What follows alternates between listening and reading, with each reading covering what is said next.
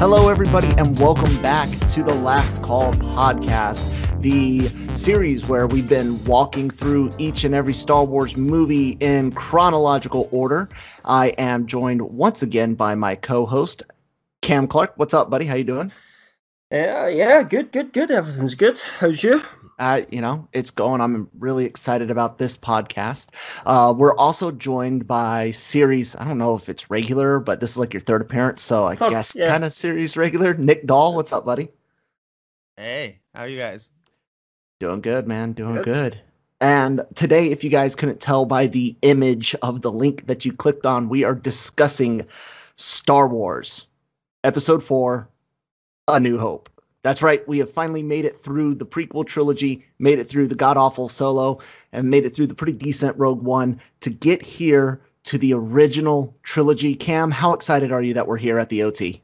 Yeah, pretty much. Yeah, that's the kind of whole buzz of doing this in the first place, isn't it? Really, you want to get to those ones. It's just that you had to suffer through all that shit to get here. But it's fun. It's fun. We love these movies. We like talking about them. So we have fun talking about them. We Absolutely. Don't have as much fun talking about the bad ones. It feels more like work. Yeah, so. Exactly. Nick, how you feeling, man? You joined us through episode 1. You joined us in Solo, and here we are for the first movie of the OT. How you feeling about everything?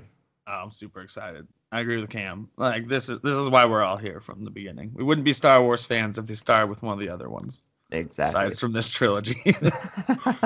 Now, that was an idea to do it in like release order, but I decided doing it in chronological order to build on the saga because all of this is leading up, ladies and gentlemen, to the night of the release of Star Wars Episode 9, The Rise of Skywalker, where we're going to do an immediate review after 4 or 5 of us have seen the movie on preview night. Cam, being in Europe, gets to see it before we do, so go fuck yourself. Nick, you get press screenings sometimes, so Nick go fuck yourself. Before the rest of us. So. But yeah, maybe we can all get press screenings because of this podcast. Maybe that's what we'll aim for. I think you would need to pay for a flight to America for me to do that. So I will count myself out on that one. Okay. But we're definitely aiming for that, and I wanted each podcast to build on the story because it's all connected and all leading up to The Rise of Skywalker. So keep your guys' ears out every month. We're doing these podcasts, and definitely check us out in December. More details to follow on that one, because that's going to be a logistical nightmare because everybody's in different time zones. Some people are in different countries, and yeah. So it's going to be a long, late night for certain, or for Cam, at least an early fucking morning. Yeah. I need to work out my holidays and plan it all out. But it's a bit far away for that. Yeah. We'll get to that near the time.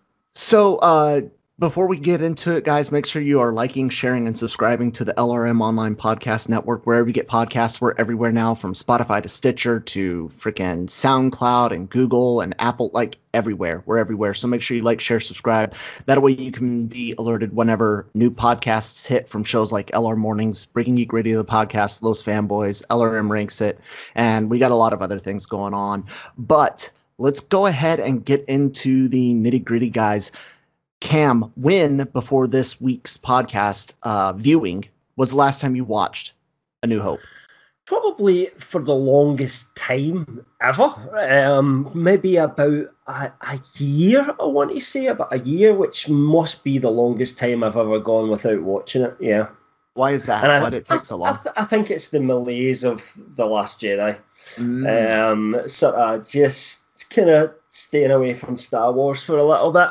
And I haven't kind of felt that pull to jump back in until we started doing this series. And obviously, as we were doing that, I kind of thought, well, I was tempted after Rogue One to just go and watch the original trilogy as well. And I thought, no, Cam, don't do it. Just go one at a time here at the moment. So this is probably the longest time for ever that I've went without watching this movie. Wow. Nick, what about you? Well, I know I watched it like 10 times before and after Rogue One. But I think I watched it a few times before and after Solo. Because I still find these two to have the closest tone. Ugh. So They're funny. These are the two funny Star Wars movies. This and Solo. This There's is a funny movie. Yeah, there's there's a some lot of humor comedy, in some it, but good I would say legitimate there's a lot of comedy. humor in Empire as well. Yeah, that's true, but that's like more of a darker. Yeah, but it's things the got dark darker. mixed with the light. That's why it works so well, I think, a little bit. But yeah, I think Solo tries a little bit too hard to be funny, though, Nick. But Yeah. anyway, Oh, I know you're gonna say we've done that. Hey, So. you guys can listen to last month's podcast here. Which Some Nick more was in on. depth. So we've talked about that. Yeah. Um, Although in my notes there are a couple things that the prequel trilogy, Solo and Rogue One, not so much Rogue One, but the PT and Solo contradict a lot of things in this movie, and we'll get there. But the last time I watched this movie was around the New Year, on this side of the New Year, 2019. I remember watching it with my son. He had actually requested to watch it, so it hasn't been as long for me as it has for you guys. Nick, what were your feelings about this movie before you watched it for this podcast? I love this movie. That's why I've watched it so many times with the other two. Wasn't like Rogue One, you watch it because it ties in directly, and you want to get all the jokes. Like they joke about different what's the name of the weapon they're talking about in this one? Like there's stormtroopers walking down a hall, they're talking about a 16, and then in Rogue One, they're like, "Oh, did you hear about the new 16s or something?" Yeah, T16. Yeah, something like that. T16. It's gonna knock our T15s out of the water. So I wanted to catch everything like that. I don't know. This is just the one I go to for most enjoyment. Okay, so very good. I love this one. Cam, feelings on Star Wars, man, from all of your life, because you saw the original before it came out, right? In the Stone Age time machine. Yeah, that's it, exactly. Yeah, so I was already, by the first time I saw it, I was already a man. But, no. I mean, obviously, I was born in 78. Star Wars came out in 77. So I did not see it in theatres. Although in those days, it was probably 78 by the time it hit the UK, to be fair, because it was weird how it worked back then. It was really, really delayed.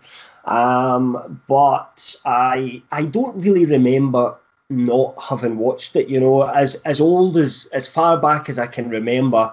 It was on the telly at Christmas or something like that. It was on TV, and we must have had a video recorder, a VHS video recorder at that point, and we recorded it on tape, and that was it. I just watched it all day, every day.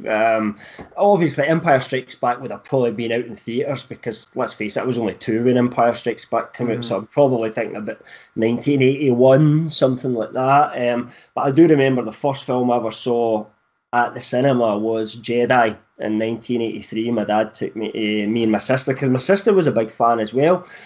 She was 4 years older than me, and she loved Star Wars, so we would play Star Wars all day, although she was never wanting to be Princess Leia, I always was Han Solo. She was Luke Skywalker, usually. Nice, was how we did it, or Chewie was always her favourite.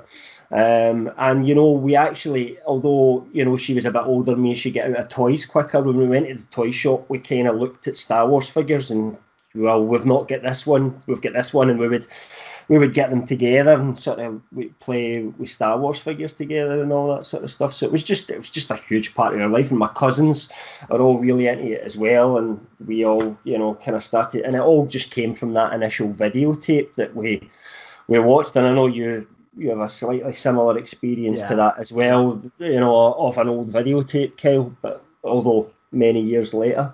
Yeah. Here's a question. How many times, I know you're never going to get it accurate, how many times do you think you've watched Star Wars? So there was I can't even tell you roughly, because there was a 3-year point in my life where I was in middle school, and I remember being living at Fort Benning, Georgia, where I had the starting in 97, 98, so middle school and maybe freshman year of high school, where I had my special edition videotapes, and I rotated the trilogy every night on VHS with the automatic rewind setting. So I would watch one night, I'd go to bed with episode 4, the next night 5, and the next night 6, and then it would start all over again. And that was my nightly routine, falling asleep to the Star Wars movies for 3 years in a row. So I can't tell you how many times I've seen the movie. literally hundreds Yeah. and hundreds of times. And it all started, like you said, with a VHS recording. I think my parents recorded it off of HBO or something that I discovered when I was really, really young. Nick, you kind of got into Star Wars because of the special edition, right? Isn't that what you said? Yeah. The first time I saw these was 97, with the re-release. I think I've told the story before somewhere. It was one of those deals just like Spider-Man, where I'd never heard of it and I didn't care, and everyone in my school, I think it was 4th grade or something, went. And so I went the second weekend because everyone in my school had been and was talking about TIE fighters and shit. And I was like, what's that? So I went and saw it with my mom and my sister. And it was like a half a month before my birthday. No, it was about a month before my birthday.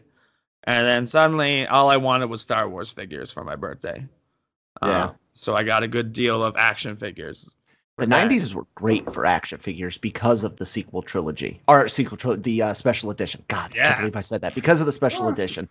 The toys were just amazing. There was that period, though, where Kenner did the Power of the Force range. They were awful. I don't know if you... Because I used to kind of... And my son get into it as well, so we kind of collected a few of the toys and stuff like that when he was younger, and then when I was younger as well, obviously it was the very old-fashioned ones. Yeah. But there was a period where Kenner were bringing out these Power of the Force range, and it had like buff Luke Skywalker, and that. They were awful. I mean, really, really bad. But generally, Star Wars toys have always been the fucking best. That was the good thing about Star Wars as well. If you could imagine it, if it was in one of those films, you could buy a toy of it almost literally. I mean, you could even buy a toy fucking Death Star. It wasn't a Death Star. Yeah. I used to imagine when I was a kid that if I was a millionaire, could I actually construct a toy Death Star that would be in scale to my toy Millennium Falcon? Do you know what I mean? And I'm thinking, nah, it's impossible, But they had like a play set that had the interiors and stuff like that in it, though. So and it had the outer shell looked a little bit like the Death Star. So they even tried to do that, but yeah, you could buy everything and make up your own stories. It was fantastic. Yeah. What were the mini ones called? They weren't Micro Machines, but Star Wars had their own mini ones.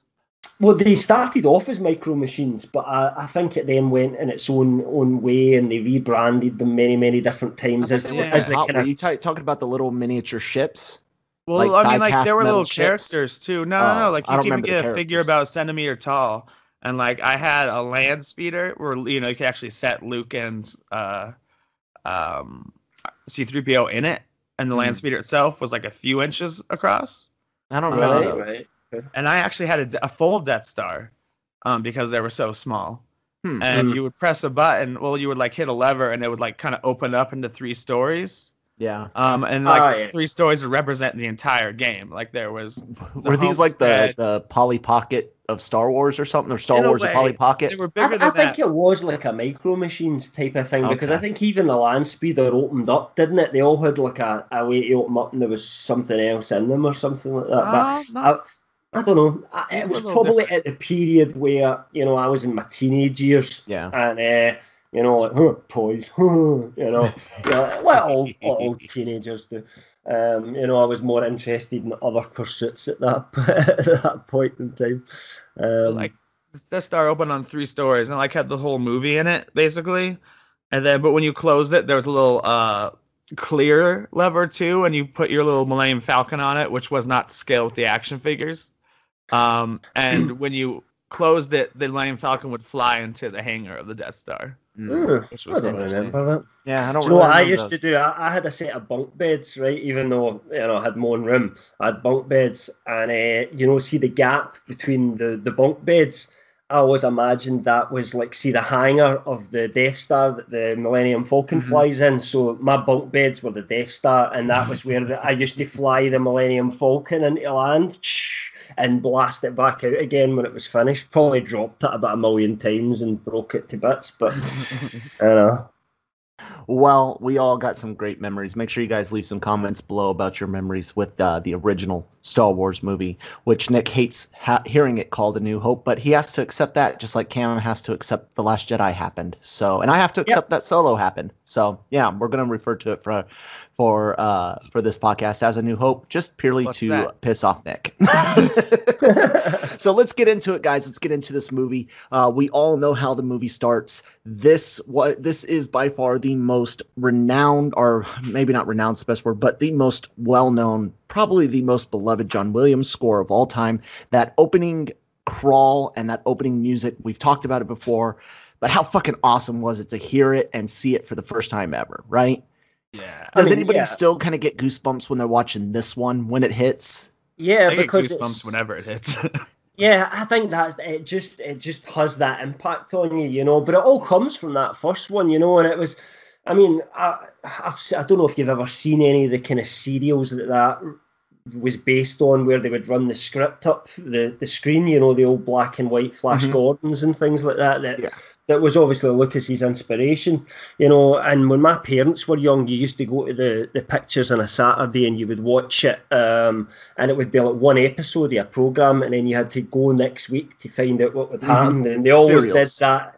Yeah, and that was there to, if you missed last week, you could catch up. You know, that was the point of it. So it was really genius that he thought to do that, to be honest, you know. Yeah. It really worked so well.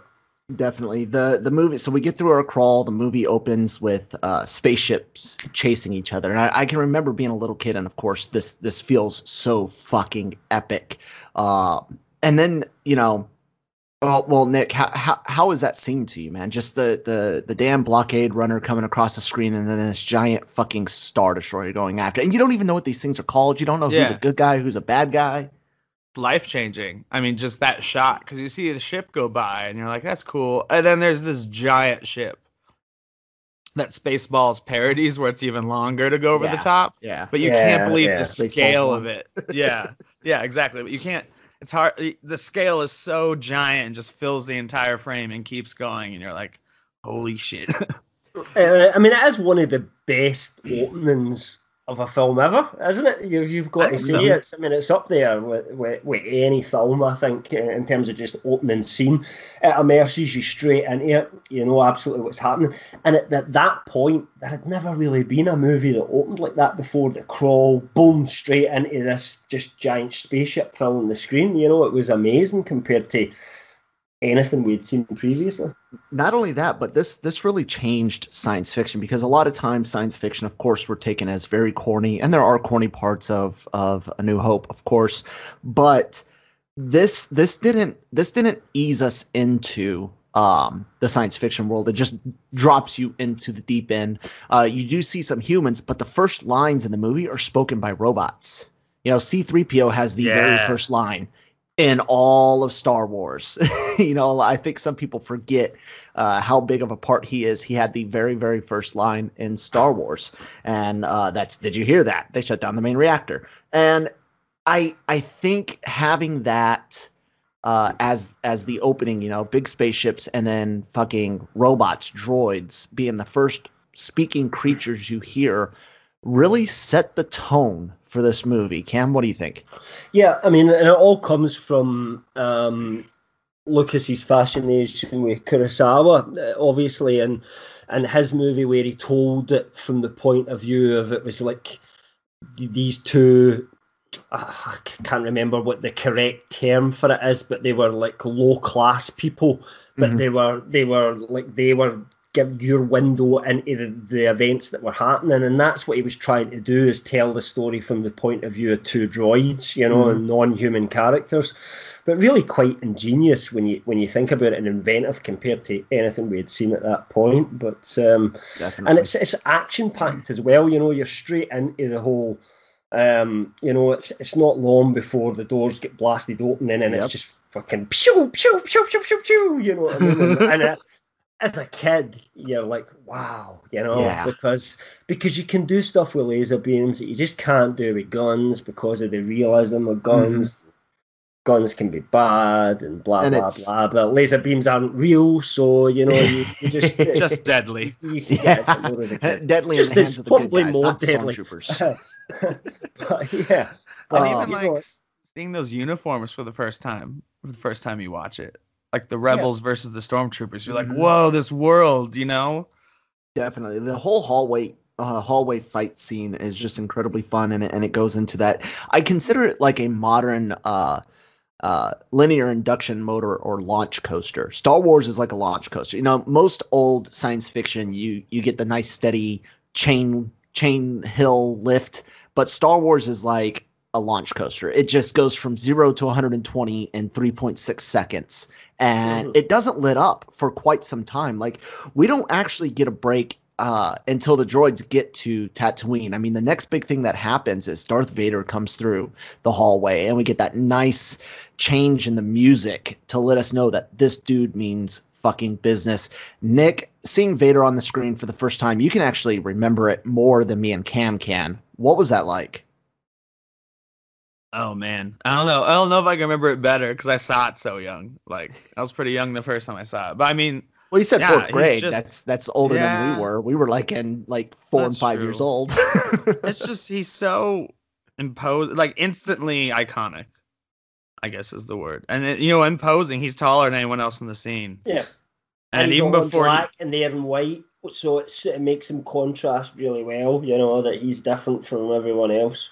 Yeah, and he like kind of walks in after most of the business is finished, and just he like stands there with his hands on his hips and just like looks around, and then proceeds, with that tall, definite march. He's like, he's the cock of the walk. He's like, Definitely, he just owns that walk.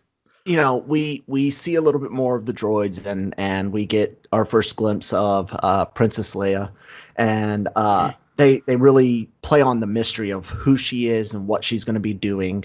But I want to talk a little bit about Vader's like actual first spoken words, hearing, James Earl Jones's voice for the first time, and the fact that he chokes a motherfucker. And they don't even give away the Force yet. Like they hide that.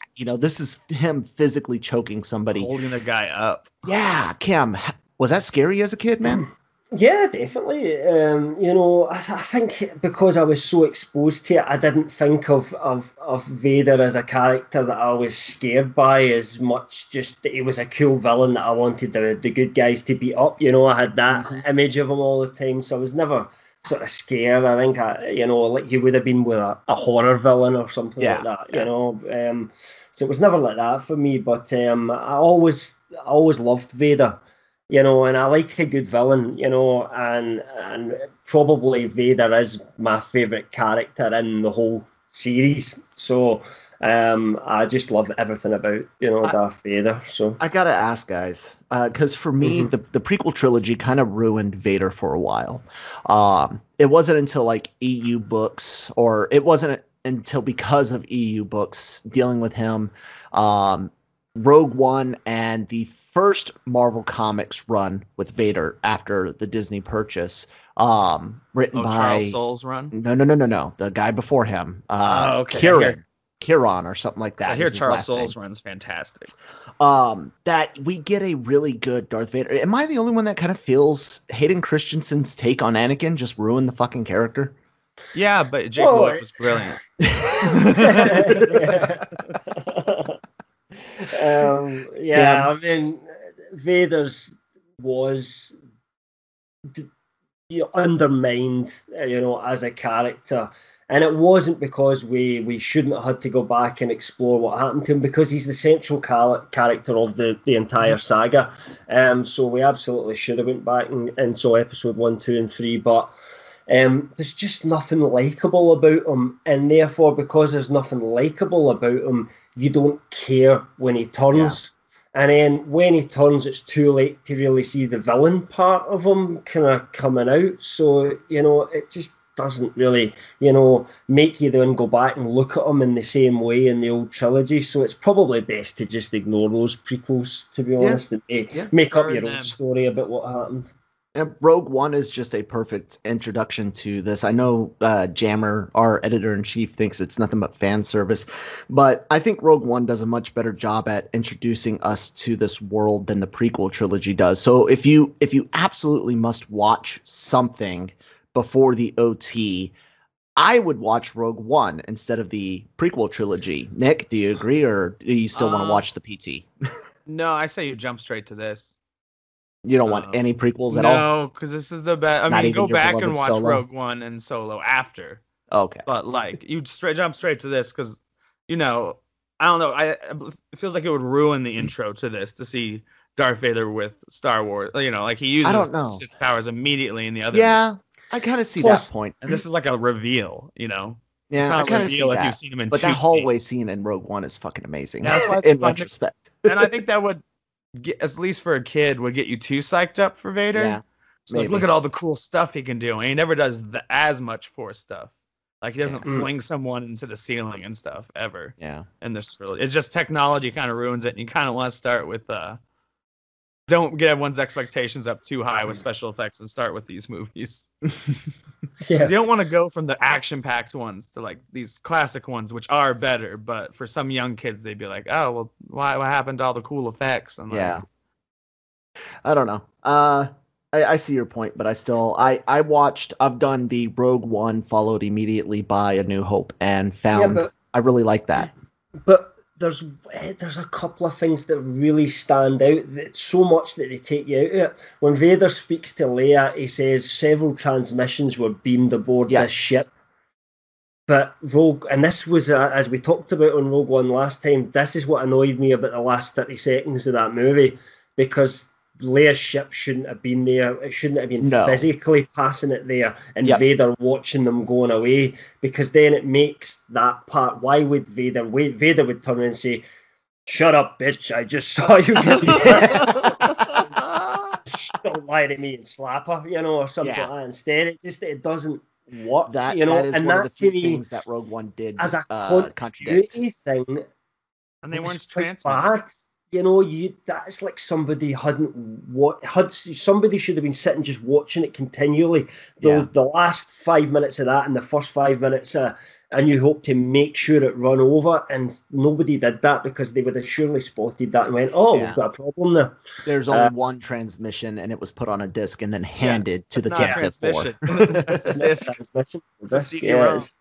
And that's so easily fixed. It kind of annoys me. It does. And we'll get into more issues that there are. Let's get on the Tatooine with one parting shot at inside episode 4 issues. In a world of droids, why wouldn't you shoot at an escape pod with no fucking life signals? It must have fired off accidentally. Let's not worry about it. It won't lead to an entire trilogy of films. It won't whatsoever. So we get to our first planet, which we do get a shot of Tatooine from above at our introduction, and we get onto Tatooine itself. We don't know that's the word of it or the name of it for a while. And I love the comedy between R2 and C-3PO, especially here. And, they go separate ways. R2's on a mission. 3PO's just looking to get out of his situation.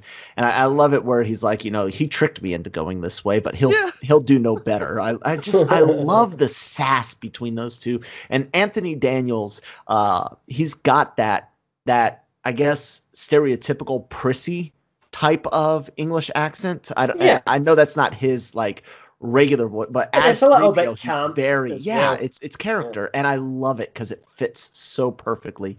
And we get to the Jawas, which is like our first alien creatures that we're ever introduced to. Yeah, which is even in the video game they say that. Yes, Star Wars too much. Which is one of my notification sounds on my cell phone. So like while we were watching this last night, my wife's like, "Your phone keeps going off," as a joke, and I was like, "I know, right? It's annoying." And I always prefer Escapade.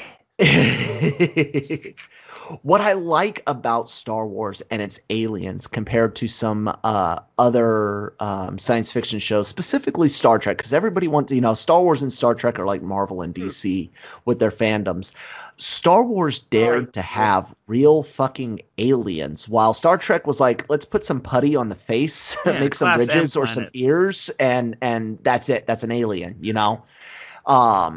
Well, I mean, we have one thing that was made in the 60s for a fraction of the budget that even Star Wars was, which wasn't a big budget that was made in the late 70s. I think that's where the difference. I know, but even in the Star Trek movies, they just couldn't do it. It took until J.J. Abrams to get some real alien-looking aliens in Star Trek. I'm just saying, man. Even then, it's mostly because they had some money by the time the motion picture came around. They tried to keep it canon, though. I think after that they tried to do it. Now, I love Star Wars much more than Star Trek. Don't get me wrong. I am not a Trekkie, but you said that with such disdain. I'm not no fucking Trekkie. I have a cousin who is, though. He's like one of these guys who he will go to conventions and dress up in his Star Trek uniform, which he keeps, and he'll, as he changes size, he'll modify it. And whatever the current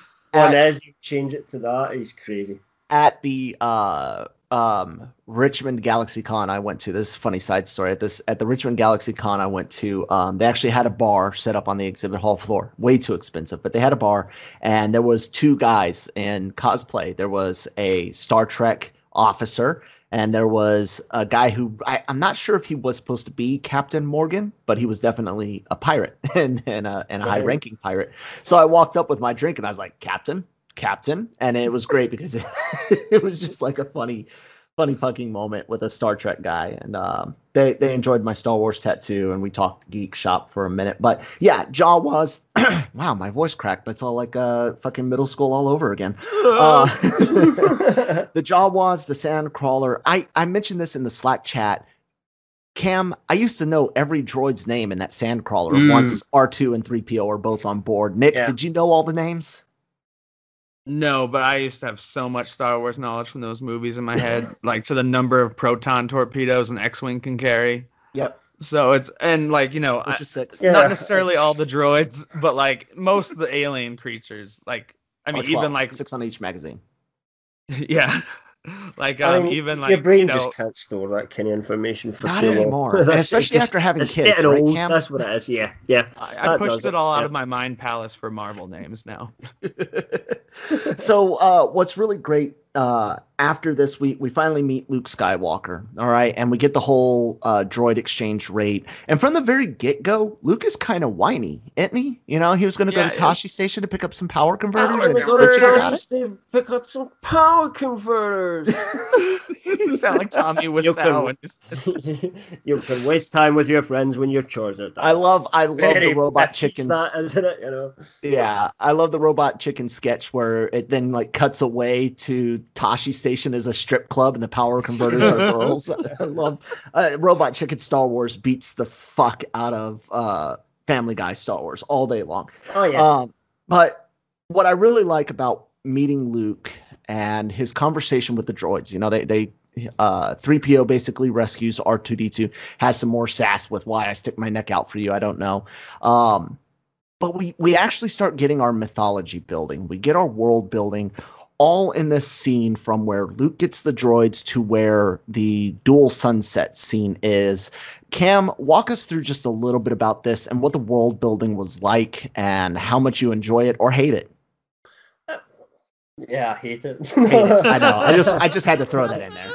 Yeah, me, I hate world building, but Star Wars does a really good job of kind of subtly setting things, so the idea of the whole kind of farm scene, if you like, because it is a farm, but they have to explain that it's a farm from a distant planet that does different things. So the way they talk about semesters and harvests and moisture evaporators and things like that, and of course it's just the little subtle hints as well. And I know there's people who argue to this day, Lucas had no idea that Darth Vader was supposed to be Luke's dad when he wrote A New Hope. That was something that he only devised for Empire Strikes Back. If so, which is possible, I grant you, then they got very lucky with the way they shot some of the stuff, because to me, it fits so perfectly with the whole kind of, when Beru says to Owen, he's got too much of his father in him, and he goes, that's what I'm afraid of.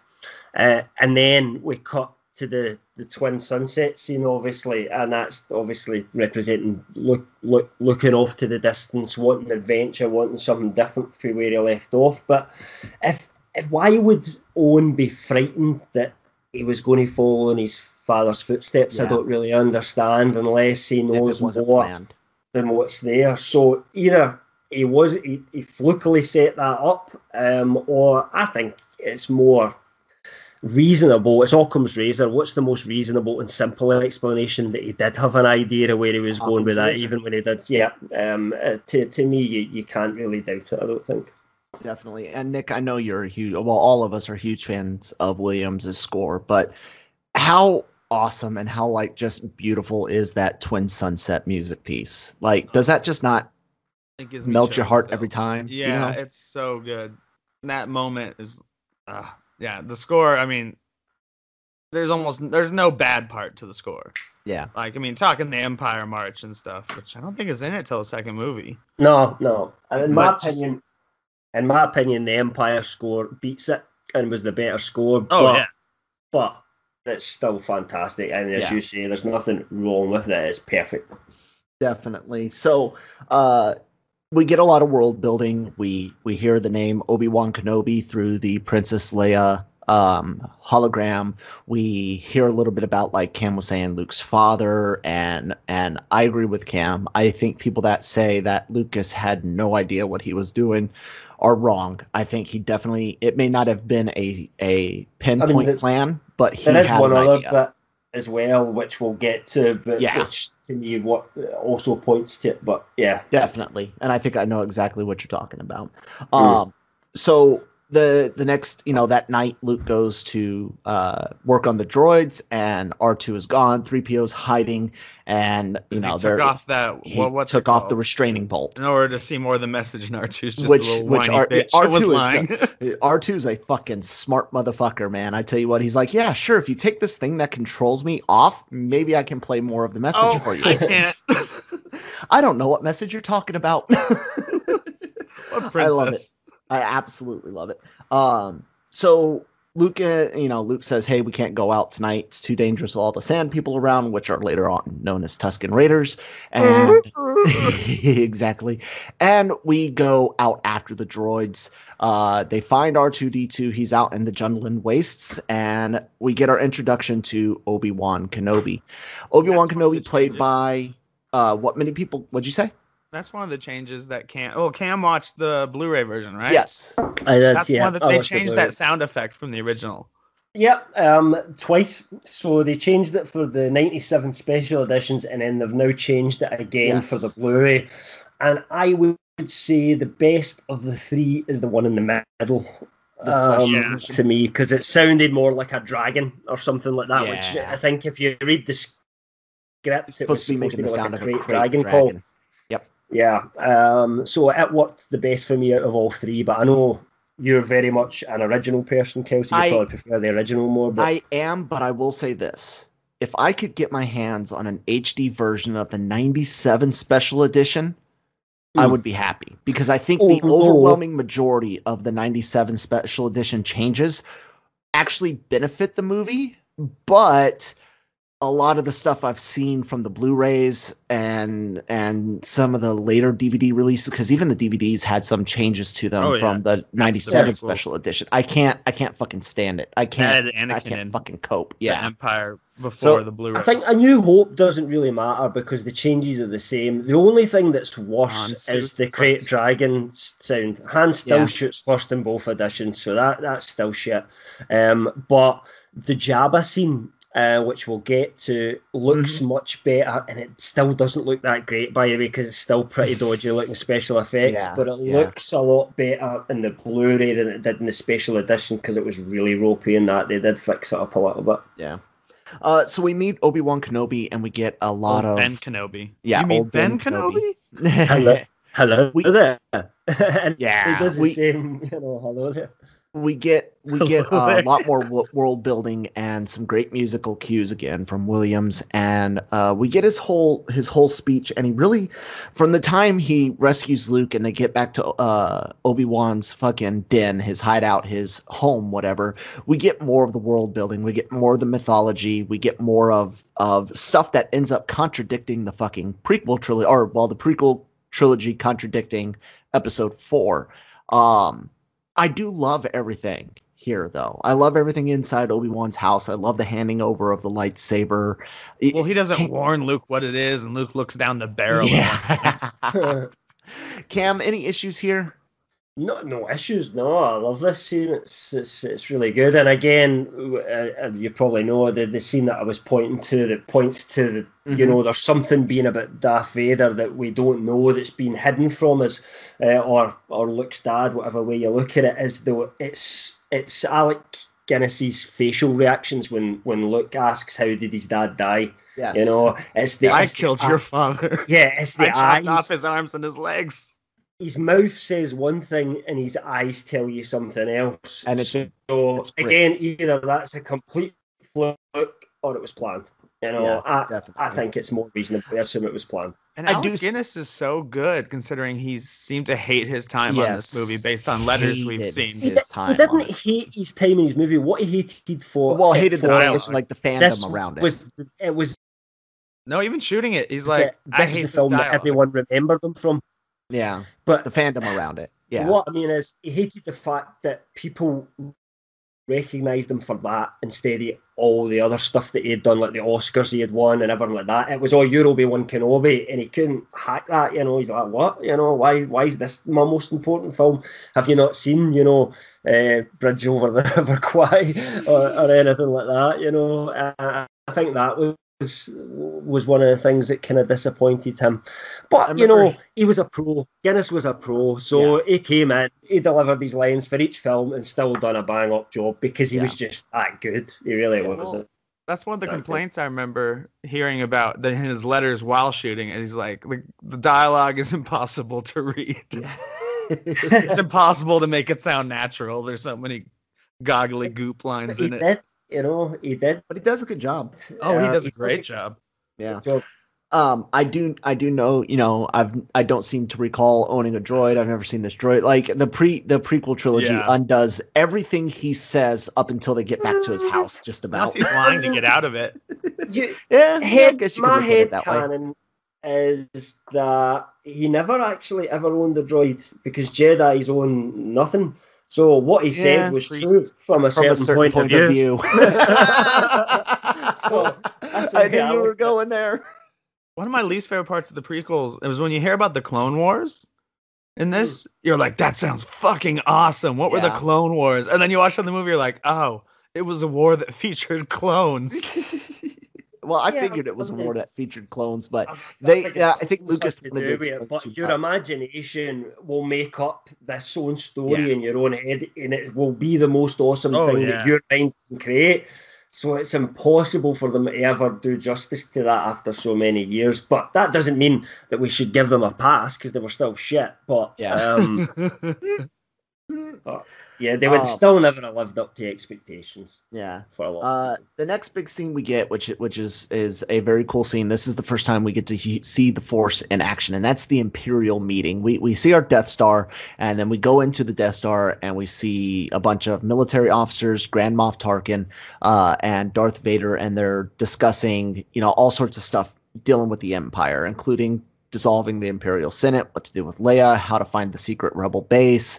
The big thing that happens in that scene, though, is between Vader and I can't remember the fucking guy's name, but the asshole at the meeting. Yeah, the asshole. At Your hokey religion or whatever. Yeah, who force chokes the living shit out of him. Cam, this scene introduces us really to the Force being used. How important is it?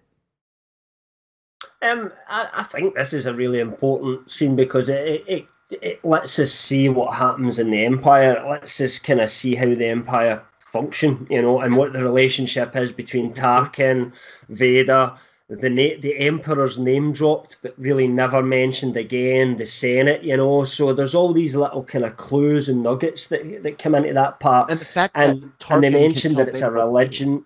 Yeah, but it never feels like Tarkin's totally in charge. It feels like Vader's, just get respect for him and kind of does what he says. It never feels like, he could turn around and say, I've had enough of your insolence, guards, arrest Vader. You never feel like that because Vader that's impossible.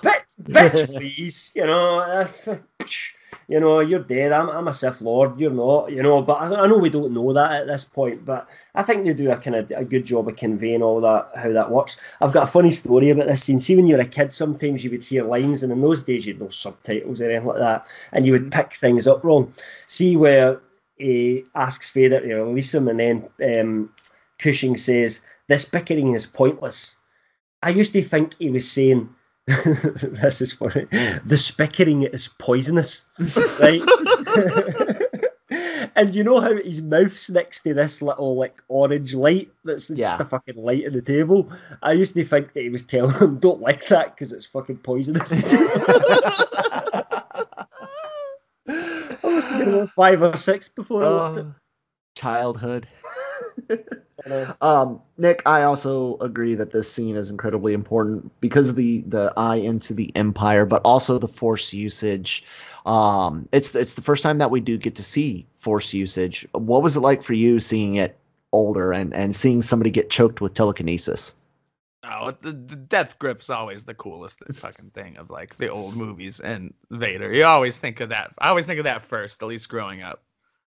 I usually think of Empire and the switching of the ranks. Now you're in charge, dude. I like that from Empire. But when he chokes one guy out and tells now you're the or Admiral Piet, I think it is. Now you're in charge, Admiral Piet, something like that. You're in command now, Admiral Piet. There you go. There it is, command.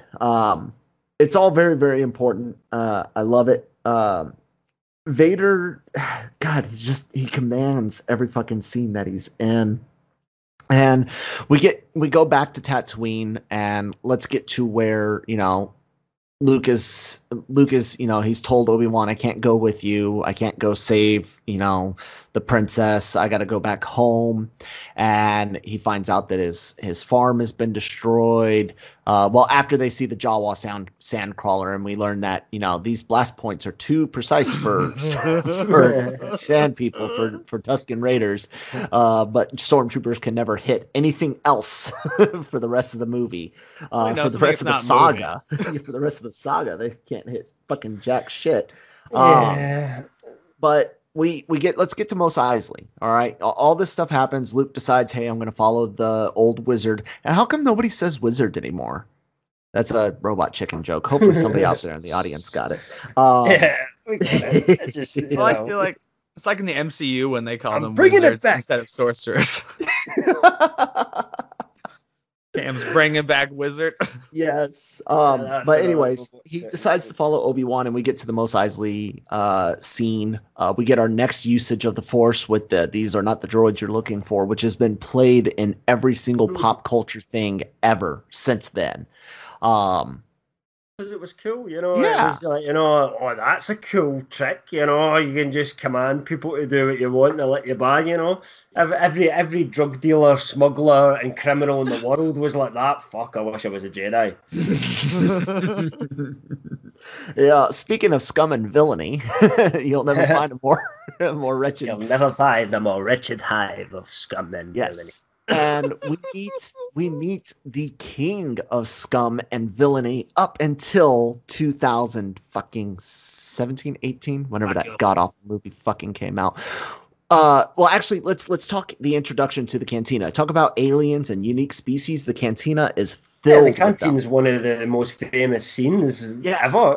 Because it was just some guys walking into a bar, but again, you talk about world building. To see the amount of different species that they have there, in this rundown nowhere part of the universe, you know, which they make sure they tell you that first of all. It was like, wow, you know, look at this, you know, it makes the world feel alive. You feel like you're in this livable, and it's all run down into shit as they're all the, you know, everybody's is a pure scumbag, you know. They just look as if they blow each other's heads off just for knocking their pint over, you know, like scumbag. Definitely, you know. And obviously, no droids allowed. No droids allowed. You know, and we get our standards of some kind. We get our first vision of what a lightsaber can do, lopping off an arm, which had blood, which never again. The wound it didn't cauterize the wound, which never again will happen from that point forward. That always confused me as cauterize wounds. Because the kid, once you see the whole movie, I'm like, oh, don't lightsabers make you disappear? Yeah. And I'm like, why'd that guy's arm get cut off? Yeah. Funny. No, yeah, absolutely hilarious, because like you said, in the future in Empire, Luke's hand is lopped off and it's immediately cauterized. So that's actually one of the things they should have fixed in the special. Yeah, I agree. They should have put some smoke and taken out the blood. Canon reason, didn't they? Where Obi-Wan had it set to its lowest setting to cause more dramatic effect. You know, that's like in the canon somewhere. And some technical fucking manual for 1985 or something like that I read. Actually, Obi-Wan had it turned to the lowest settings so that there would be blood, you know, because he wanted to create an impression. I don't ever remember that, but I could see somebody retconning like a motherfucker to do that. But we meet Han Solo. And best intro to a character. Yeah, except for like Indiana. And Han Solo comes across as a total asshole who's only in it for himself. He doesn't give a shit about anybody. He doesn't care about the rebellion, which he makes a point of a little bit later on in the film, of not giving a fuck about the rebellion, even though Solo made it very obvious that he did care about the rebellion even before he's betrayed by Kira. So fuck I Solo. think he lost that in like 15 years because he's seen some shit since we've last seen him. He's lost friends. He's lost Kira even more. Cam, do you buy it? Tried to drop shipments. He wanted by Jabba the Hutt. The worst thing about Solo is the rebel stuff. Yeah, that's take that out. It would have been a better film. Would have been great, but it would have been a better film. I don't think Han Solo would have. I don't need it. If I want to watch a Han Solo film from before that point, I want to see the underworld. That's what I want to see. Which we discussed in the Solo thing. I just had to take a jab at Nick. So we get our introduction to Han Solo, and he agrees to take them on. They kind of barter. Hey, we'll give you a little bit of money now. We'll give you a lot of money later. And he's so excited when they leave. He's like, yes, fuck, we can like. And Ford plays it so cool. He's so laid back, you know. Even the way he sits, doesn't give a shit. He's like, just like, how can I make myself look even more relaxed than what I am right now? You know, he's hamming it up a little bit, but it totally works for that character, because you kind of like feel like he's deliberately putting on this image to these two strangers, and he lets the image go. He does, and he lets that go at times, you know, and you start to see the real character. So when he's like, geez, Chewie, this really could save our asses. Yeah. You know? Yeah. Exactly. And he drops it the minute they leave. Yep. Yeah. The Greedo scene, everybody knows Han shot first. And the CGI for the special edition, you know, Han shooting second, the CGI looks so terrible how quick and jittery his fucking head moves to the side. Well, on the Blu-ray, they shoot at the same time. They shoot at the same time, and they don't move his head, so it looks as if Greedo just misses. So how you miss for that range and not be a stormtrooper? He's a stormtrooper. But yeah, just honestly, it was the perfect. It's the worst change that they made up till Vader saying no at the end of Jedi. But but it really was, because, you know, it was just that point that, look, I'll just keep you talking. And once I realised there's no way I'm talking my way out of this, bang, you're gone, see you later, you know. And it was just an introduction into that he was a pirate, you know. He's not he was fucking scum and villainy. He was a bad guy. He was a bad guy. Anti-hero. He's not a bad from the anti-hero. No, he was a bad guy from the beginning. He was for hire. He could have been. He could have easily been hired by bad guys to go after Luke and Obi-Wan, and he would have killed Luke and Obi-Wan. You never at that point. When you get that feeling, always that he didn't like the Empire, you know, because they get in his way. He had to dump. Well, but no, not that he would be hired by the Empire, but somebody could have hired him to do something bad, and he would have done it. besides just smuggling. I have no doubt in my mind I that don't think he's an assassin, though. He's not killing innocent people. I mean, Maybe he'd kill I someone think to he steal probably something. had I a didn't say moral necessarily code. murder. I said he could do something bad. He could be hired by bad guys to do something bad besides smuggling, and he'd do I it. don't know.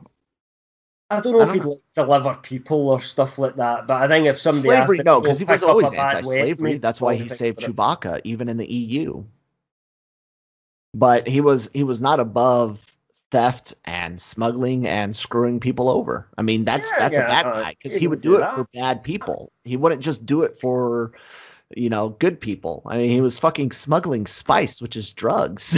Well, honestly, I hate to invoke when Cam's here, The Last Jedi, but I think DJ is kind of a Han Solo type, and they're kind of clarifying a little bit. Where like, yeah, he doesn't give a shit about the rebellion or the Empire. He's like, everyone's getting paid by everyone. Yeah. Well, Like, I'll work for this gangster fat slug. And he would have. And in this case, he just happened to be working for Luke, which led him on a path to see what Luke was capable, see Leia, see what she was capable of, and gave him his change of heart. So, anyways, let's get off of Tatooine. We make our big escape from Tatooine. There's a gunfight at the Millennium Falcon. Well, let's discuss the Jabba the Hutt scene, which was cut out of the original, where they had a guy in fur coats speaking for Jabba the Hutt, and then they CGI him in as the slug creature from Return of the Jedi, and then they updated the CGI.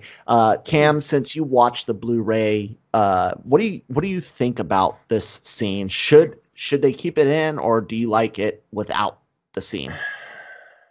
This is a strange question because the dialogue is so similar to the dialogue that he has with Greedo.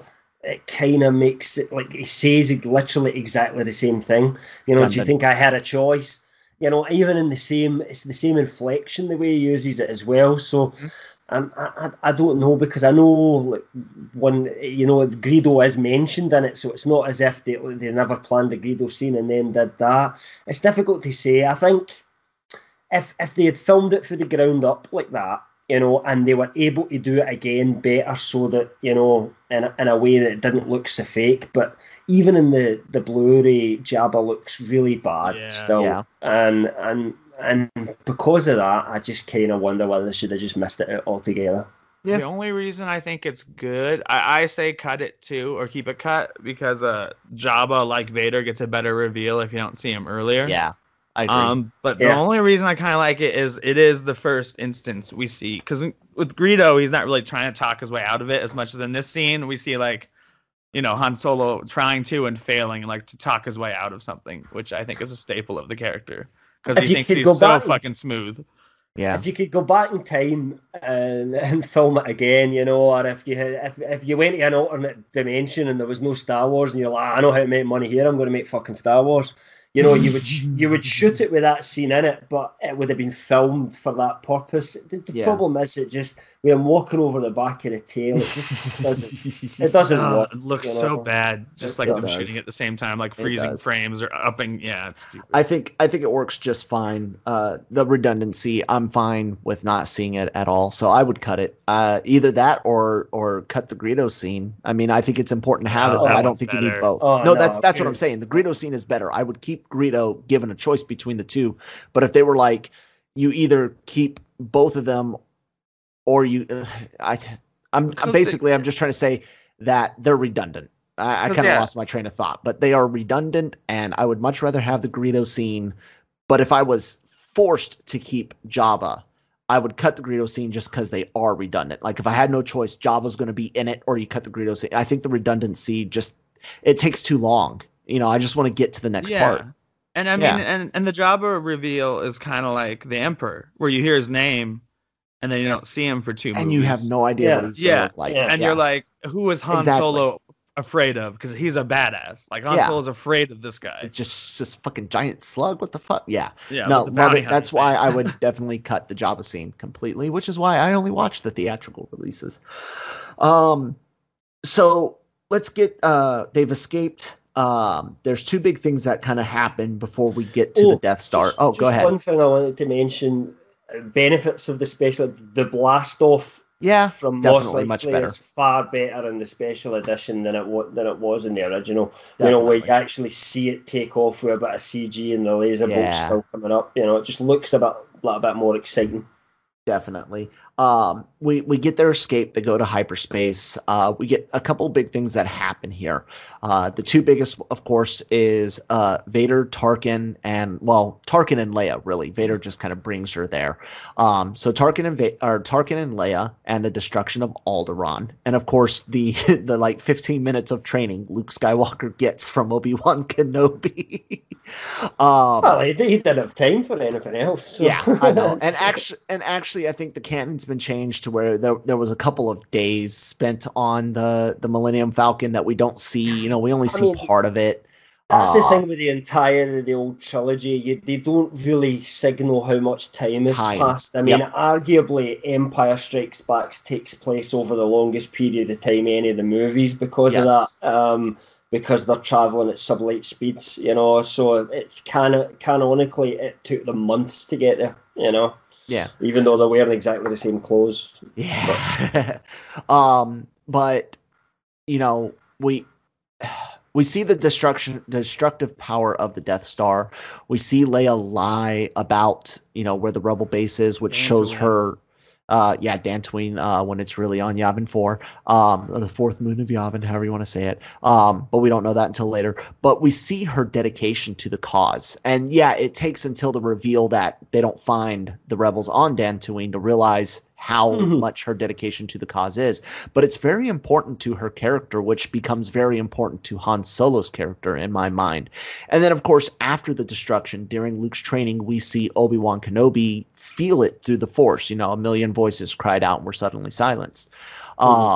It's a very, very powerful couple of scenes, Cam, or is it not? I mean, these are like key.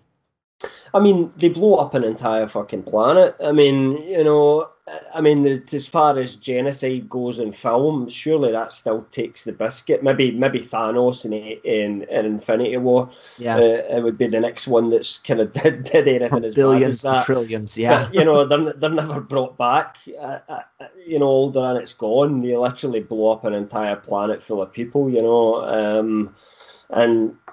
You know, from that point of view, you know how serious it is, how bad these guys really are, you know.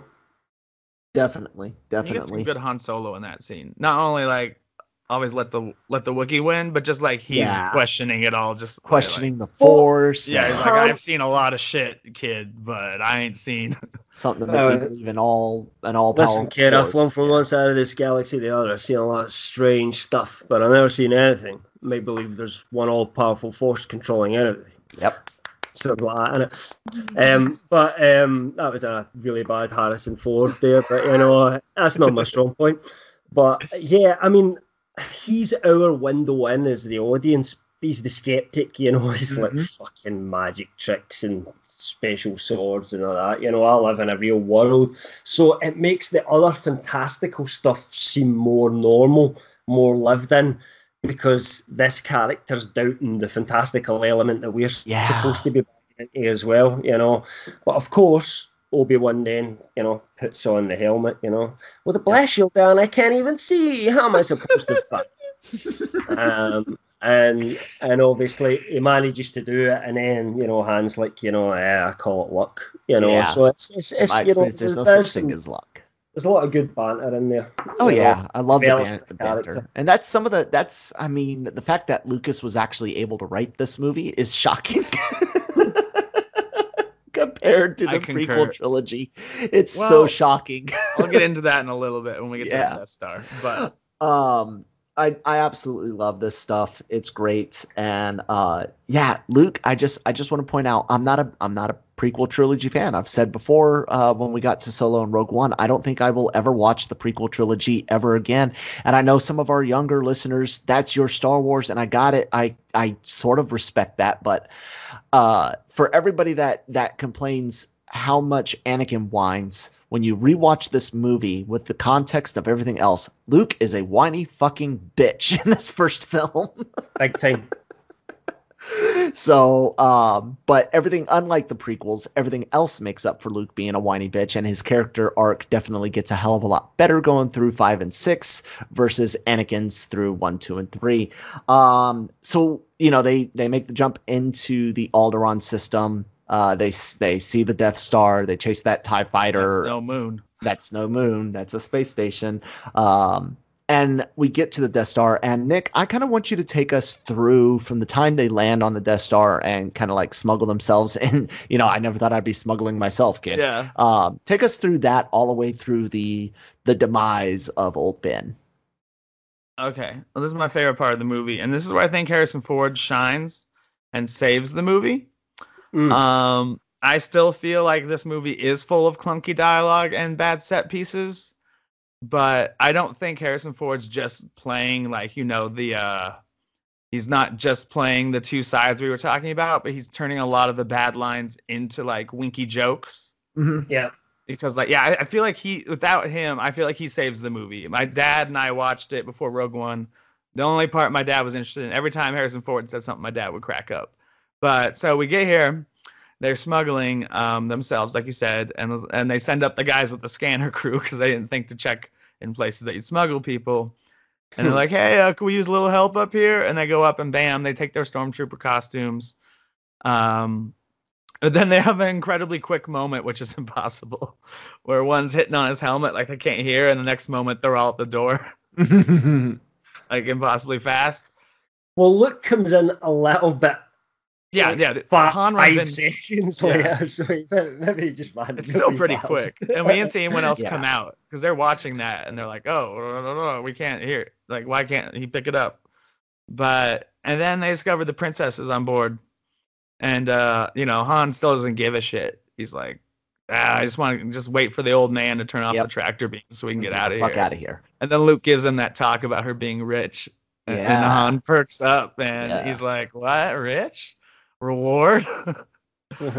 So I think that's really important to Han's character, though. I really do. He still just wants money.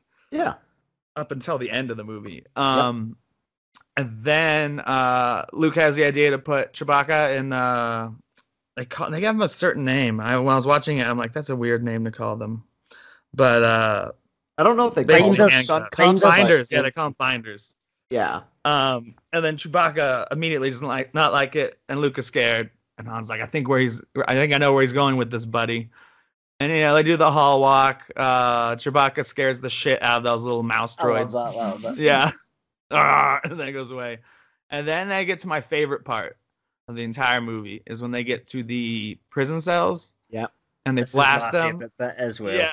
And then they call up and they're like, what's going on up there? We're getting to like a siren or something. He's like, no. And Han Solo's the one covering while Luke runs down the hall. He's like, everything's fine here. I'm situation normal. How are you? How are you? And that is the boring conversation anyway. Like that's classic Han. Yeah, like, and that's really the first time we ever see.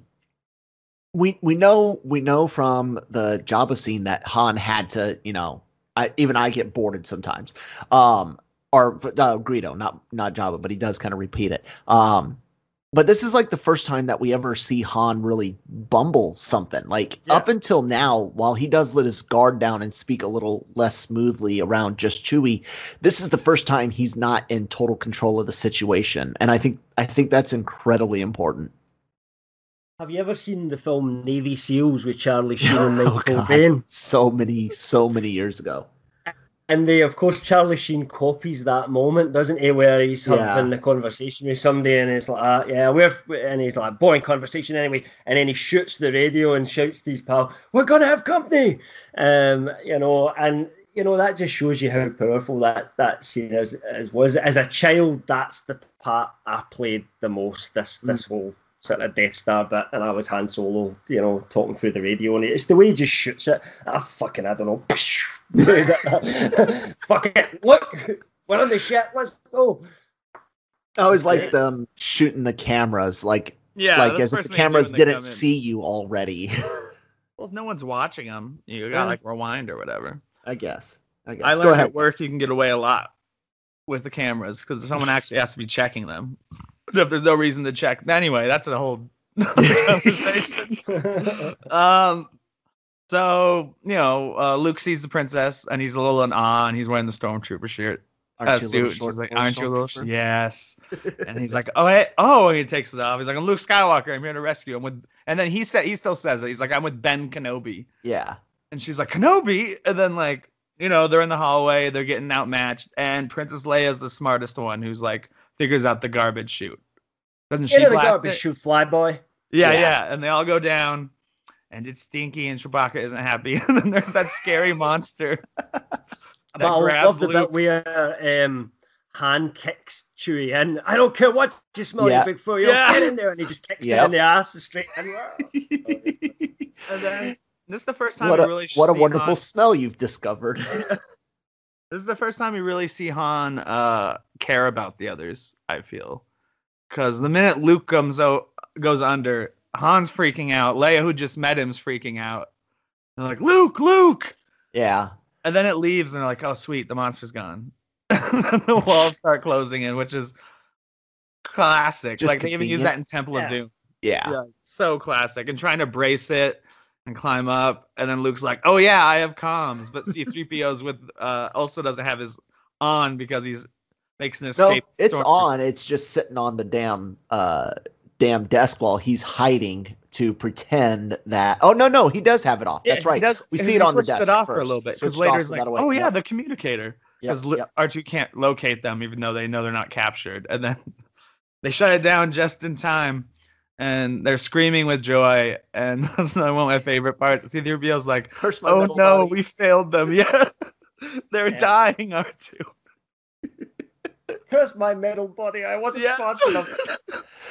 It's such a great fucking scene. Oh my god. Then they get out of there, and Han gets too cocky. Of course, he's wearing the Stormtrooper belt the entire time, which is now his classic belt.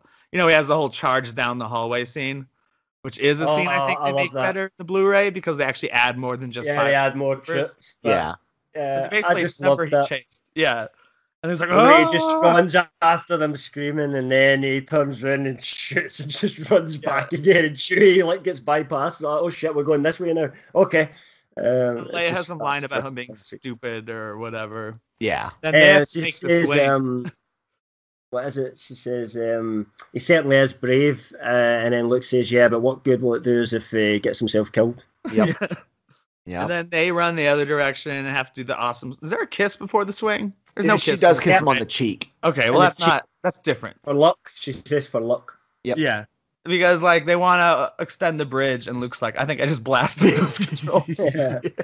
Which is funny. I really like that. Like the fact that he's like, I'm gonna blast these controls to shut the door and jam it, but oops. And they're being fired at by different levels, and they do that. Meanwhile, Obi-Wan's doing his climb around shit, and that's when you hear the Stormtroopers have a conversation about their new weapons.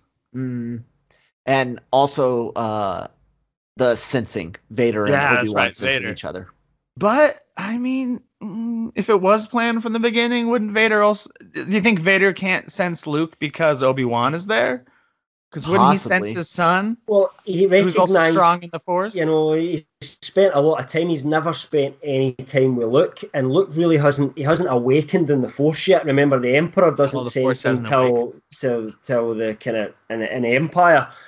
So I'm not sure Vader even thinks about it. He just assumes it's not until the Force is Obi-Wan.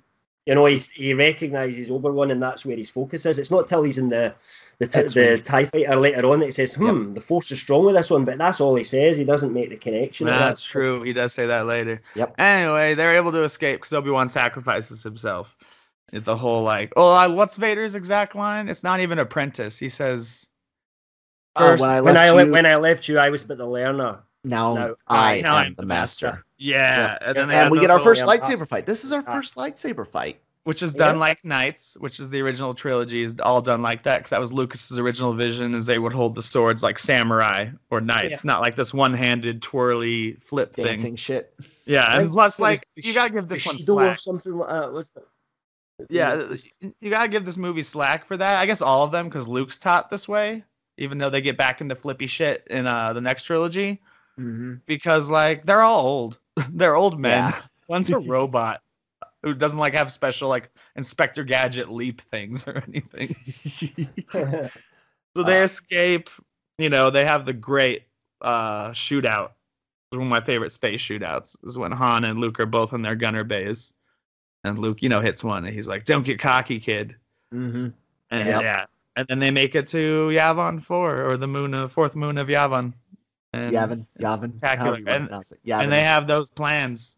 I mean, I guess They do have they the always have plans. the plan. They always have the plans. They just got yeah, had to they're take a in detour R2. and found the princess. So Yep, yeah, exactly. and So she knows where to go, which she I'm does. sure is helpful. So yes. So and of course we she find out that Vader's put a tracking device on, not this ship, sister. you know, and Moff says to him, you know, you're taking a big risk here, Vader. This would better work, you know. Yep. So that's pretty cool. So you know why they're chasing after them, why they then find the base, because of course that's all the Vader's concern is. He thinks if he finds the base, destroys the rebels, game over, you know. Yep. So do you think those TIE fighters were ever trying to actually destroy the Falcon then? Because if they did No, that, they I would have think screwed everything. that's why they only sent a couple out there. Yeah. You know, they were Leia just to even annoy them says- and piss them Leia off. even says they're tracking us. They let us go. That's why it was so easy. Yeah. But like, I mean, what if one of those guys had accidentally blown up the plane? But like the crack TIE Vader fighter. I'm fairly certain their flight controller told them, don't destroy the ship. Just make it look like you're trying to. God, those poor stormtroopers who might not be who probably might not be. Yeah, you're right. Well, three of them were clones, and one guy, it was his first day in the job. He's like, oh, everybody else is doing it. I guess this is just what you do. The clones are like, you know, we don't care, we're fucking clones. This guy's like, oh, wait a fucking minute. He was the one that was out there to the end. He actually, for the end, he's trained to fly. He's like, oh, fuck this, I'm trying now. You know, I'm not gonna go at this. Well, we get to, thank you for walking us through the Death Star, which is a huge chunk of this movie. You know, Tatooine, the Death Star, and then of course the Battle of Yavin, which becomes, you know, BBY became the time date, like, you know, the AD BC stuff of the Star Wars expanded universe. Everything was based on the Battle of Yavin, and you know, our heroes get to the moon. They analyze the Death Star plans. They say, hey, here's the trench. We're going to go down this trench. We're going to shoot it with some proton torpedoes. That they left in it. And you know, you can blast Womp Rats with your T-16 back home and all that good stuff, you know, more world building. But what's really important to me is the conversation that Luke has with Han. And Han's gonna take off. Han's gonna take his fucking money and run, man. He's gone. He's out of here. Like you said, he's learned to care about these characters for a while. We know that through traveling, he has spent some time with them. He has spent some time with them. He likes Luke. You can tell he has a, you know, there's some affection there. He kind of thinks this. I like this kid. You know, he's got gusto or something like that. And doesn't the line come early? Is it in the Millennium Falcon when they're going to Yavin, where he's like, "What do you think, kid? Like a guy like me and a princess." He's already thinking a guy like me. Yeah. He's like already thinking what's going to come in the future. Yeah. But that's more of like along a sexual line, I think, than it is a heartfelt line at first. Yeah. I think this conversation he has with Luke, if Luke didn't stop to talk to Han on his way to his X-Wing, I think Han Solo leaves and the Empire wins. I really do. I think if Luke does not stop to talk to Han Solo and show him his disgust, you know, here they've just had this big experience, and Luke's like, well, fine then, take your money and run. I guess that's all you really care about. And you can see, and Ford does a great job. You can see it in his body language. He goes, well, fuck, man. Like Cam said, I like this kid, and I just disappointed him. I don't like that. Hey, kid, may the Force be with you. And then he tells Chewie, I know what I'm doing. Yeah. You know, like Chewie's obviously like, are you sure about this? Chewie's almost the biggest asshole. Let's get out of here. I love about Chewie though, and the original, which they didn't do well in Solo. For me, is that you totally know what Chewie's saying or thinking at any point with him just using grills, and the same we are too. You know, the beeps, everything just works. You know, so you always know what they're thinking and what's happening at any time with those characters, even though they don't use words. And I think that's a great thing about Star Wars too, which kind of carries over to Marvel with the I Am Groot. Playing off of Rocket, where Rocket's like, and I think, whoa. And I think definitely, you know, seeing what Luke and Leia, especially seeing what Luke was able to do, because he had spent more time with Luke, seeing what Luke was willing to do for the cause is what really, in the end, and of course seeing Leia having some interest in her, but seeing, you know, here's this, you know, 17, 18-year-old girl at this point that's standing up for this entire cause by herself, and she's almost in charge of it, sort of, you know, as far as he knows, she's a huge part of it. And that's what brings him back in the end, is Luke and Leia, which for me, and I know, Nick, I mean, you will always disagree on this, but I think that redemption for Luke and Leia is way better than, oh, I was scorned by Kira, that's why I became a bad guy, and then Luke and Leia changed me. I think of him as a bad guy from the get-go, like a pirate from the get-go, makes Luke and Leia's redemption of him bigger. But anyways, this space fight scene and the Death Star attack, how fucking badass was that shit? Special effects in attack position. So good. And the trench run. In every video game. I mean, my second favourite part of the film, without a shadow of a doubt, and it was probably the part that had the most lasting impression on me because, one of the things I love about Star Wars is the space fights, and that was the quintessential at that point space fight that got me in. By that point, I mean, you had the arcade game, didn't you? I don't know if you ever played that old one where it was just like fucking white lines, and you went down the trench and you had to shoot it. The amount of time I spent on that game is unreal, because it had a cockpit and all that, so you sat in it and it was cool. You just felt like you were Luke Skywalker for a minute. It was brilliant. And even at Vader's TIE fighter show up at a certain point when you got to higher levels and stuff like that as well. It was brilliant. But the space scene is absolutely fantastic. And again, it's one of the things they did improve in the special edition. Yes. Because some of the extra shots just gives it more of that dogfight feel, specifically the two when Luke is going after to save Biggs and when Wedge is saving Luke. Those two parts specifically, I think, look a lot better in the special edition. We don't really get a great space fight like that again until fucking Return of the Jedi and then Rogue One. No. Like those are the A New Hope, Return of the Jedi, and Rogue One have the three best space fights. And yes, I know Revenge of the Sith was pretty good, but when you look at the CGI, it hurts it in Revenge of the Sith to me. But anyways, and it's not paced well. Yeah, and the dialogue kind of ruins that scene as well, which you guys can hear us discuss in depth. Whenever they start talking, that's what you got. Exactly. So, Luke gets his little message from Obi-Wan Kenobi. Use the Force, Luke. Let go, Luke. Before we go on, I just want to say the trench stuff is even more impressive to me than the stuff on the surface of the Death Star or in space. The trench looks so cool. Yeah, I don't know, just the idea of having to go down that. Yeah, with all those cannons shooting at you, and then there's TIE fighters chasing you. And I love how, gold leaders stay on target. No, that's gold 5. Stay on target. Stay on target. And then as soon as the guy gets killed, he's pulled up. He's like, red leader, this is gold 5. We're fucked. It's just like, they came from behind.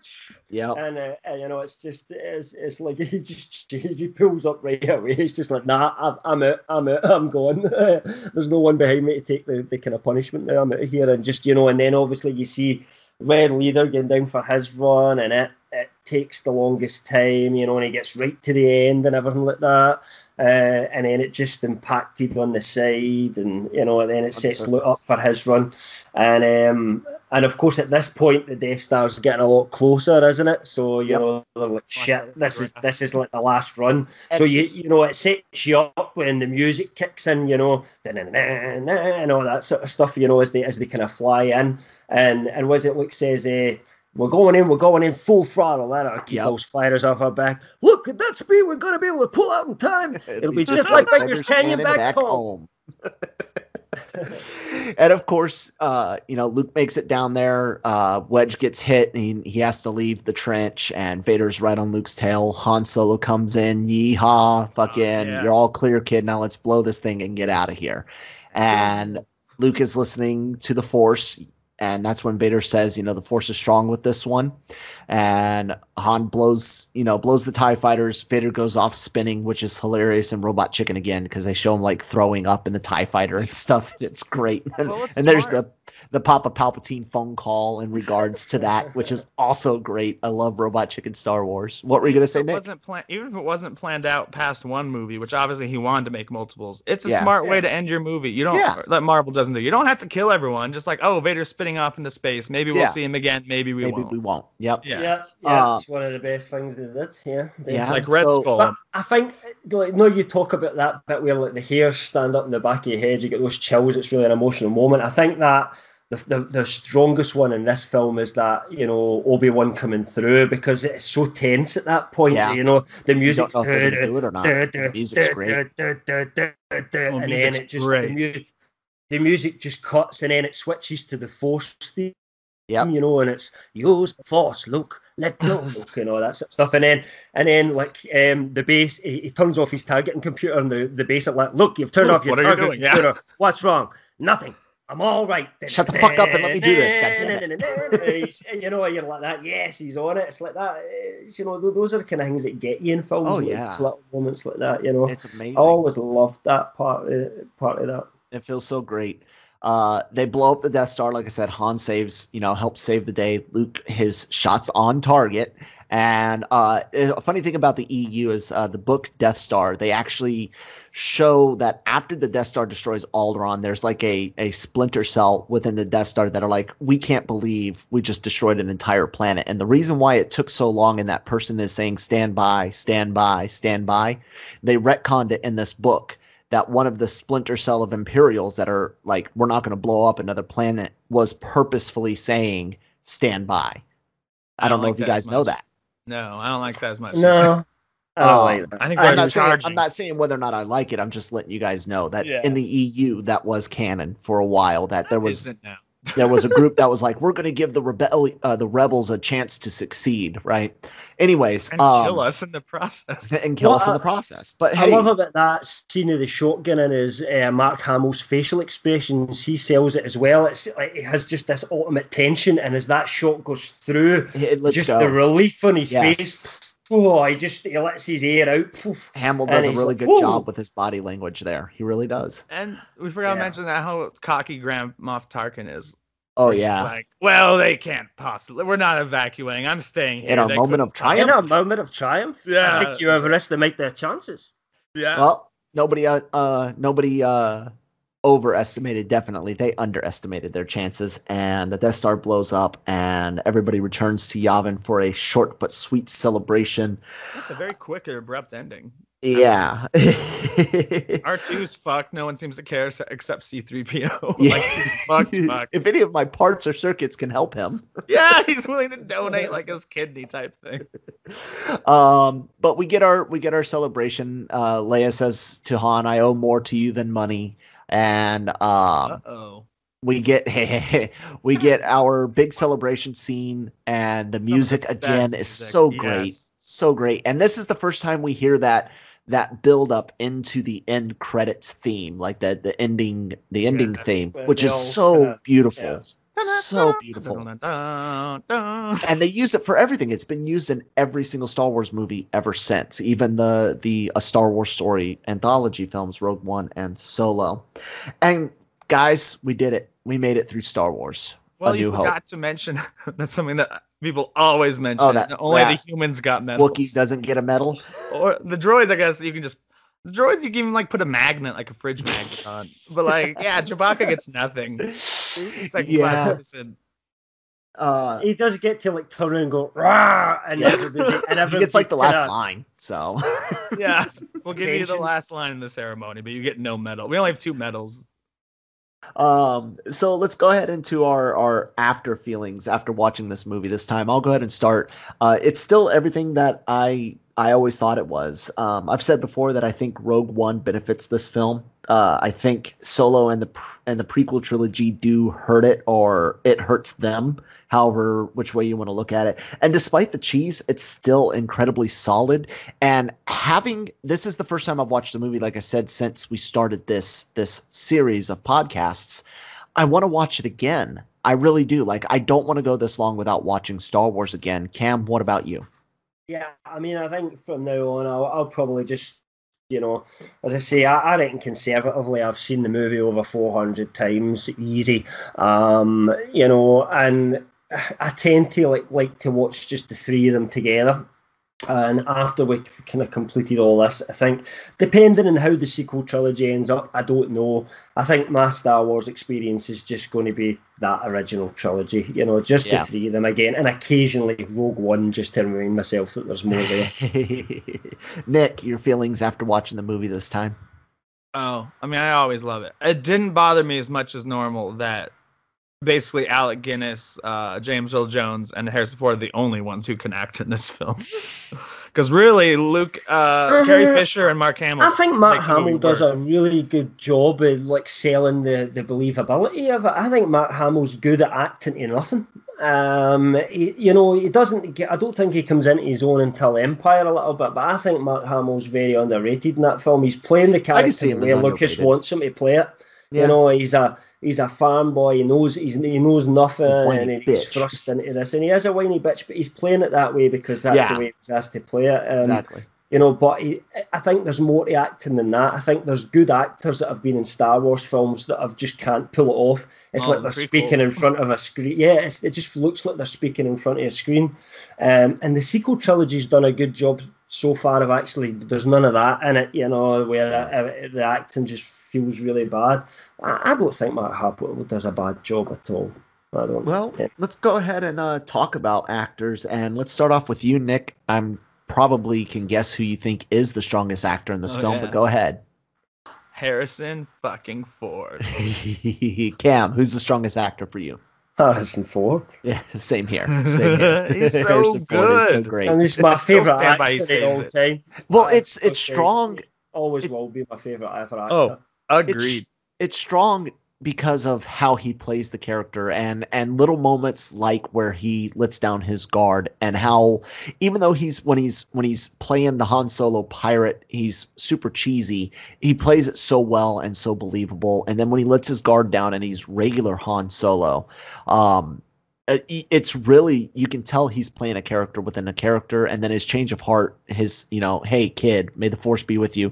I think his body language, his facial expression, like everything, Harrison Ford just does an amazing job. Cam, weakest actor in episode 4. I don't really think there is anybody particularly weak in it. Some of the secondary little parts in it here or there aren't too good, but these are unmemorable characters. So if you're talking about like the main cast here, people that actually had real lines. yeah, I don't know, maybe.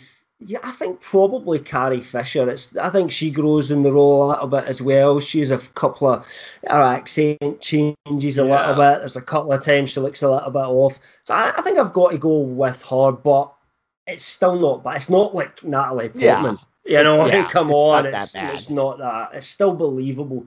Yeah, but probably, definitely. She was a little bit inexperienced as well. Nick, your choice for weakest actor? Unfortunately, Carrie Fisher as well. Mainly because, it's based on the order it was shot. But the first scene she shot, she thought she was supposed to have a British accent too, because she was shooting it with the Empire characters. Or, the people from the UK are always the bad guys. Yeah, you can't use German accents even though they have stormtroopers and stuff. Bad guys got to be British, right, Cam?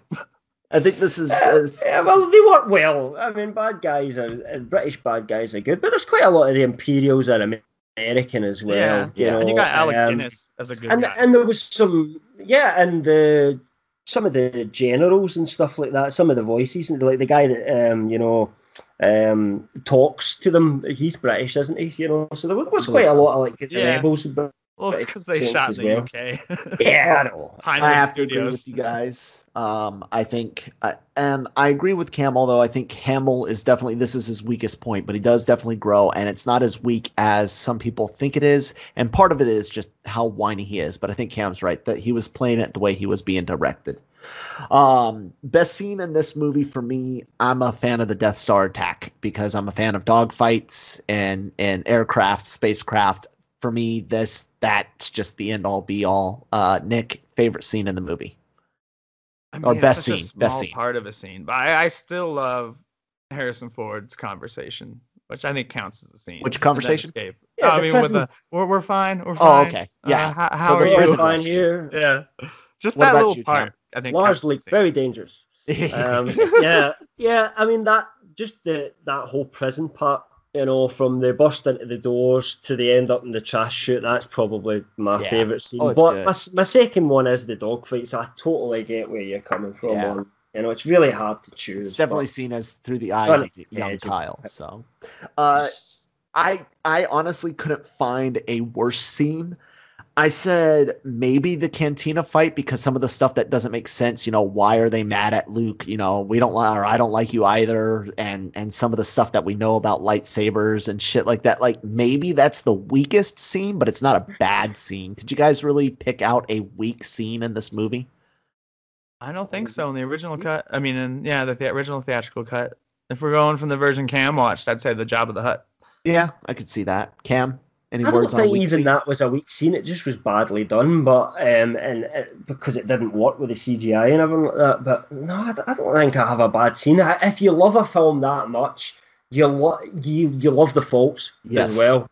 So you lose your objectivity maybe a little bit after this point of time, Yeah. So you couldn't say to me now, somebody's watching it and going, "Oh, that was rubbish, that bit." I would You be shut like, your fucking mouth, "Bitch, motherfucker." fuck you!" And I'm in an argument, like, that's fucking not shit, You And, don't know what the fuck you're and I talking went in about. and explained every detail of why that scene was important to what we saw for the rest of the fucking franchise. You know what I mean? So that's why I said I like. You can't. It's just because of the you love a talking points, film I that tried much. really hard to find something, and that was the best I could come up with. Is this doesn't quite match up with the canon that they established, but it's not a bad scene whatsoever. No, and I know even before we get to the next film that I will not be able to find a bad scene in that either, because it is my favorite film of all time. No, and there's nothing wrong with it. I wouldn't change a single shot in that film. So, and that brings us. Well, the main reason go ahead. No, go ahead, Nick. Go ahead. I was just gonna say this is my favorite. I don't know if you're gonna ask next. Fair. That's why I wanted to be on this one. This is my favorite. Yeah, I was gonna say that brings us to the last thing, which I think we can all agree with the majority of at least for 4 and 5. Is there anything that makes this movie, A New Hope, better? I don't think so. I think I like it because it's funnier. Like I like the tone. Like one of the only reasons I like Solo so much is I love the tone of this movie, and those are the closest tone I feel. Cam, it looks a little dated now. Some of it does, like some of the action scenes. Like if you imagine if you filmed the same script, I know, but that's part of its charm, because it was of its time, and it's still not. It's not. It doesn't look as if like, oh, that's old, I can't watch it anymore. It still holds up, but. Compared to even Empire and Jedi, because they had such little budget, they were working with so little. They had to do the best of what they can, so they made up for it in little character moments and little bits of banter. So it has its own personal charm. I think that kind of carries it through that stuff. So, I love it. I will always love it. Well, that's going to do it for us on this episode, ladies and gentlemen. Star Wars Episode 4: A New Hope. It's damn near fucking Star perfect. Wars. Deal with it, Nick. Cope with it. Learn to embrace it. Guys, make sure you're checking out lrmonline.com every single day for all of your entertainment news and needs. You name it, we cover it. Make sure you guys are going to the YouTube channel, the LRM Online YouTube channel. Lots of celebrity interviews. There's new video series coming. And, of course, LR Mornings is on there. And the LRM Online podcast network. Lots of great shows that I mentioned earlier. Breaking Geek Radio, the podcast, LRM Ranks at LR Mornings, Last Call once a month, Los Fanboys. Make sure you guys like, share, and subscribe. Like, share, and subscribe to all of that. Leave some comments below about what you think about Episode 4, A New Hope, Nick, and when the last time you saw it was, and things like that. Let us know what you think about this podcast series. Cam, where can people find you at online? You can find me on Twitter. What is it again? At Cam I forget. LRM_Cam. That's it. LRM_Cam. That's the one. And my email address is cam@lrmonline.com. And you can just catch me in the comments on the PCs. I'm writing during the week most days. And Nick, where can people find you at? At LRM_Nick. I on Twitter. I assume by the time this comes out, I will have finished Stranger Things, so I will be back on Twitter once I do. I'm almost finished. Where are you? Don't say anything. I'm only 2 episodes. Two. I'm finished. I'm partway through 3. I couldn't help but start it, and then I had to stop it. I finished the day it came out. I feel so bad. I did that last season. I'm gonna watch 2 to 3 this afternoon while I do laundry and stuff. But and then I'm on Breaking Geek Radio, the podcast, every Monday as often as possible. But work life, sometimes I can't be on. You guys can find me at that Kyle Malone on Twitter, as well as every Monday through Friday on LR Mornings with Joseph Jammer Medina. Thank you guys so much for tuning in, and until next time, may the Force be with you. Live long and prosper, bitch.